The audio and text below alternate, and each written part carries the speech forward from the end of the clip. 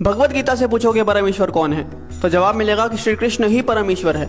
और वहाँ आपको संत सूरदास जी, मीराबाई जैसे महान संत मिलेंगे जिन्होंने कृष्ण भक्ति में उस परम तत्व को प्राप्त कर लिया। आप शिव पुराण से पूछोगे कि परमेश्वर कौन है, तो जवाब मिलेगा कि शिव ही परम तत्व है। और वहाँ आपको ऋषि मार्कंडेय जैसे महान ऋषि योगी ज्ञानी मिलेंगे जो कि परम शिव भक्त हैं। कुरान कहती है कि खुदा सबसे बड़ा है। और वहाँ आपको फरीद जी जैसे महान सूफी संत मिलेंगे जिन्होंने अल्लाह अल्लाह की धुन से उस परम तत्व को प्राप्त कर लिया। और गुरबानी भी आपको एक ओंकार का उपदेश देती है। तो सवाल है कि इनमें से सही कौन है और गलत कौन है, और जवाब है कि इनमें से सही तो सारे हैं, लेकिन गलत वो इंसान है जो इनमें से किसी एक पथ पे चलते हुए बाकियों का अनादर करता है, अपमान करता है। इसीलिए कबीर जी ने कहा था कि कबीरा कुआं एक है, यानी कि वो जो परमात्मा है वो एक विशाल कुएं की तरह है, और पानी भरे अनेक, यानी कि हम और आप अलग अलग नामों से, अलग अलग स्वरूपों से उस भगवान को पुकारते हैं। लेकिन आगे कबीर जी कहते हैं कि भांडे ही में भेद है और पानी सब में एक। मतलब जो भांडा है यानी कि हम, भेद तो यहाँ पे है, क्योंकि आप इंसान को तो अलग कर सकते हो लेकिन भगवान को कभी बांटा नहीं जा सकता। अब प्याला चाहे सोने का हो या पीतल का,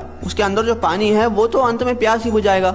लेकिन अगर हम इस बात पे लड़ने लग जाए कि किसका प्याला ज्यादा बेहतर है, तो ना हम पानी पी पाएंगे और ना ही अपनी प्यास बुझा पाएंगे। जैसे दुनिया में हर जगह पे अलग अलग भोजन खाया जाता है, लेकिन हम कभी भी किसी और से जाकर इस बात पे तो नहीं लड़ते कि आप हमारी तरह भोजन क्यों नहीं करते, क्योंकि हमें पता है कि चाहे भोजन अलग अलग है लेकिन उसकी भूख और हमारी भूख एक जैसी है।